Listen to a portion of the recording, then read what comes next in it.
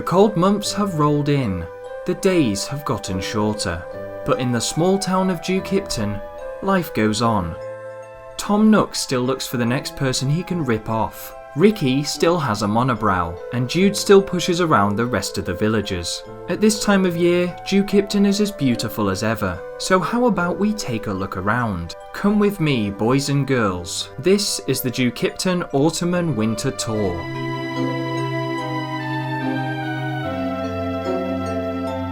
As Christmas draws in, Jukipton is preparing for the festivities. However, it's already had its fair share of events, and a few months previous to now, things were getting a little bit spooky. That's correct, Halloween happened, as it does every single year. People may not believe me when I tell you that Jukipton is actually an incredibly haunted place. In fact, this very well in the heart of Jukipton's famous national park houses over 90% of the world's ghost population.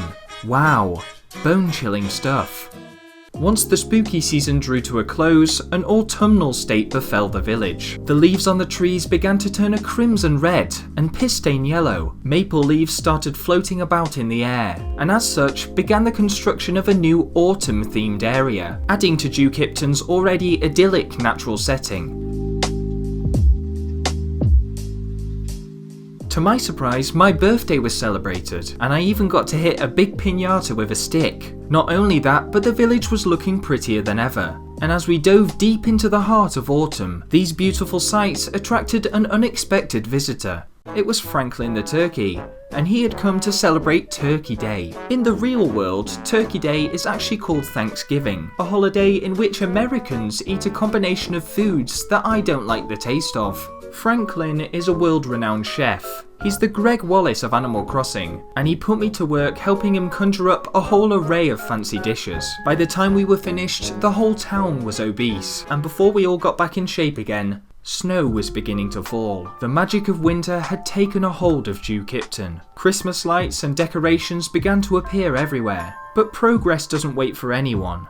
Even Father Christmas himself, and I got to work improving the town even further. The mountain shrine was finally given its temple, and people now had somewhere to go to worship Big Head, the Cat of Wisdom, and Mr. Raccoon. The Greek Gardens was also given a bit of a renovation. Now it would act as our samurai shrine, paying homage to all the noble warriors of Jukipton's past, like the Power Rangers and Uncle Iroh from Avatar. And speaking of Uncle Iroh, this area also now hosts the Jukipton Pie Show Arena, an adored pastime of all my island residents. People from all around gather to participate in famous pie show tournaments. Maybe one day we'll even form our own White Lotus Club. In terms of movings in and movings out, we've only had 2 since our last tour. Cube moved away to become a professional sidekick in the big city, and he was replaced by Aurora, who's already a charming and upstanding member of the community. Spike decided he was too big for Jukipton, claiming, "This town is a walking disaster, I'm off." As such, I've severed ties with him, and he'll be receiving coal in his stocking this Christmas time. Luckily, Ozzy has moved in, and the guy is just a little ray of sunshine. One of the things they've added to the game for winter is the addition of snowballs. By rolling 2 snowballs together at just the right size, you can actually create a snowman. Unfortunately, because my island is so full of stuff, this task is almost impossible and also incredibly frustrating, so I haven't had much success on that part. If I ever do get the hang of it, I plan to turn this part of my village into a Christmassy area. As you can see, at this point it's only partially furnished, but maybe next Christmas it'll be ready. For now, I've done the best I can with the few decorations that I have, but just because I don't have the ornaments, that's not going to stop us from participating in the annual Jukipton Christmas traditions. One of our traditions is we like to catch as many sea bass as possible, and then we put them outside each other's houses so everyone is trapped in their homes. Another of our traditions is to pour water on all of the public buildings using our watering cans, and then everyone slips over on the ice while they're working. I'm not gonna lie, most of Jukipton's Christmas traditions have at least something to do with vandalism. So there we have it, the autumn and winter tour is over.